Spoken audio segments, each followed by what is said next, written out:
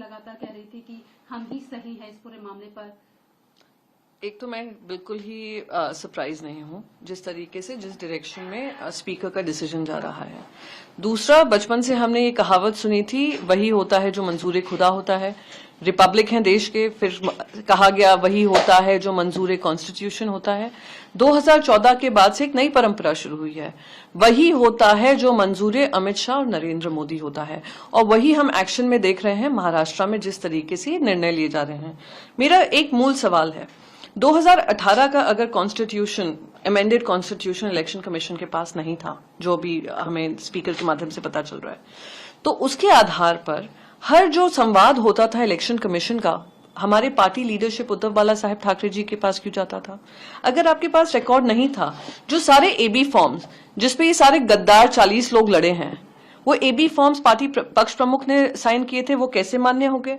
और चलिए मैं ये भी मान लूं कि आपको अमेंडेड कॉन्स्टिट्यूशन में सहमति नहीं थी, तो किसने इलेक्शन कमीशन में आपको जाने से आपके हाथ रोके थे या पैर बांधे थे?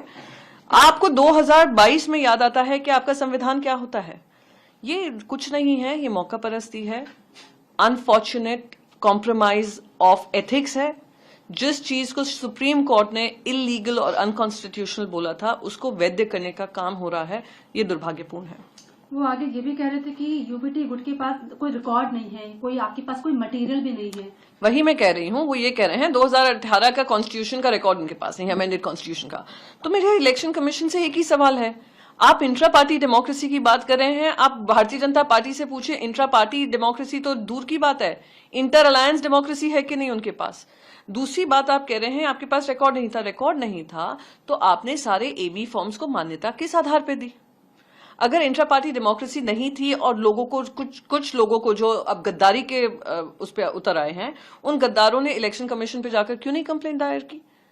तो अब आकर कहना, तो ये कुछ सवाल, कुछ बेसिक सवाल जो होते हैं वो दिमाग में आते हैं। पर मैं फिर भी कहूंगी, ये निर्णय से जनता का जो मूड है, जो जनता देख रही है किस तरीके से नाइंसाफी हुई है, जिस तरीके से एक पार्टी को तोड़ा गया है।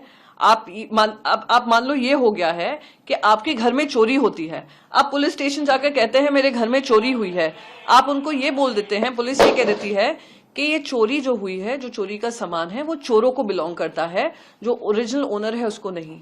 आज जो काम हुआ है वही हुआ है इलेक्शन कमीशन के निर्णय से को लेकर, और आज इलेक्शन कमीशन का ये कहना कि हमारे पास ये कोई रिकॉर्ड नहीं है 2018 के। लोकशाही मराठी ऐका, पहा, जागरूक रहा।